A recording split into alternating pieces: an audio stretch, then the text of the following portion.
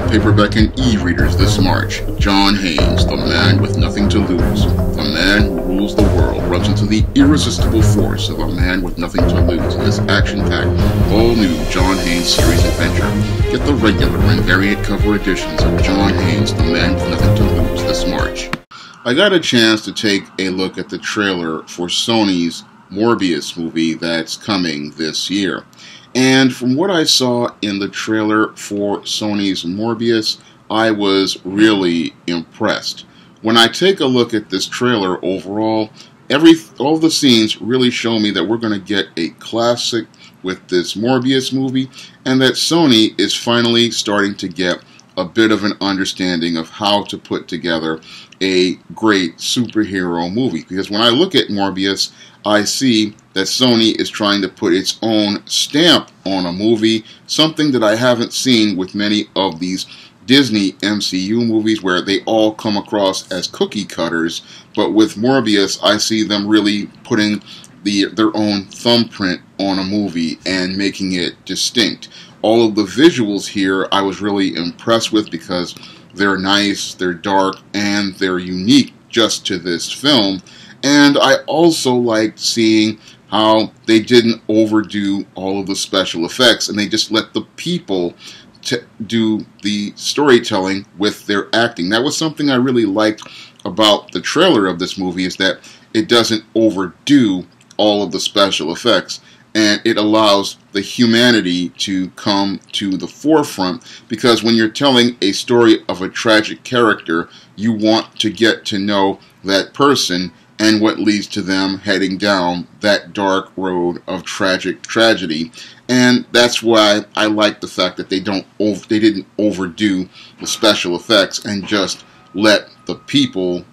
be human in this story. That was something I really liked about the Morbius trailer, was we got a pullback on the special effects and a push of just acting and letting people be people. Because that's one of the things I hate about most of these Disney MCU movies, is that fact that it's always about loading it up with special effects, and then we don't get to see the acting from people, and we don't get to see people we can connect. But with this film, we do get a connection to Michael Morbius, and we get to see the tragedy that leads to him becoming the living vampire. Now, this is your standard origin story, but I liked a lot of what I saw in this film as related to, again, to the visuals. And I liked the fact that they really made an effort to stay true to the source material of the Morbius origin, which took place in the pages of The Amazing Spider-Man, I think from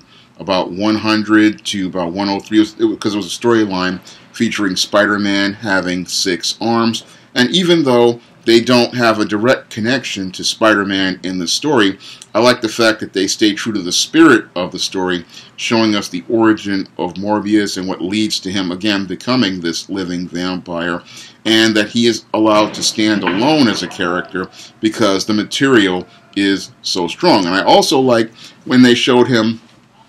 cutting his hand, because that was a sly homage to Spider-Man, the animated series, where your Morbius drained people with his hands, because they couldn't show a vampire biting people in that animated series from the 90s, but they slipped a homage in there to Spider-Man, the animated series, which shows really the dedication people have to the source material as related to this story. And I really like, again, everything related to what I'm seeing in this movie, because it's showing me that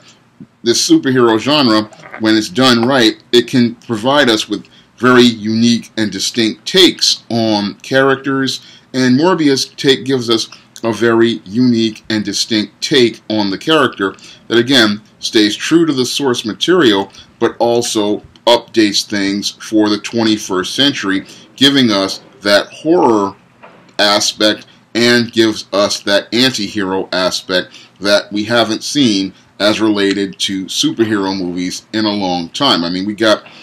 a dark, tragic hero, and we get looks like a very compelling story. And what I see, some freshness to the superhero genre, because when I look at your Disney MCU movies and many of Warner Brothers DC movies, oftentimes, again, we get these cookie cutter,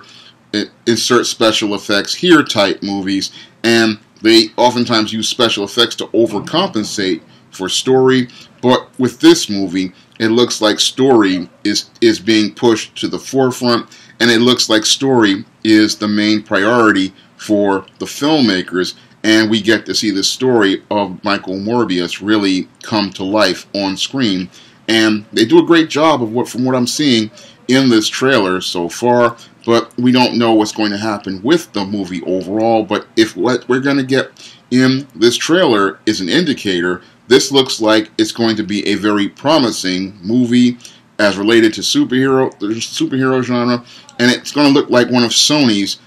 best efforts so far. I was not a fan of their Spider-Man movies after the Raimi era, nor was I a fan of their partnership movies with Disney as related to Spider-Man Homecoming and Spider-Man Far From Home, because they really did not stay true to the spirit of the Peter Parker character or the story of Spider-Man. But with this one, it looks like they did their homework, and while they made some slight changes to the story, they stayed true to the letter and the spirit of that story, so that we could get the tragic story of Michael Morbius and what leads to him becoming, again, this modern-day Dracula, this modern-day living vampire. If you'd like to try some of my SJS Direct stories featuring vampires, like Isis, Night of the Vampires,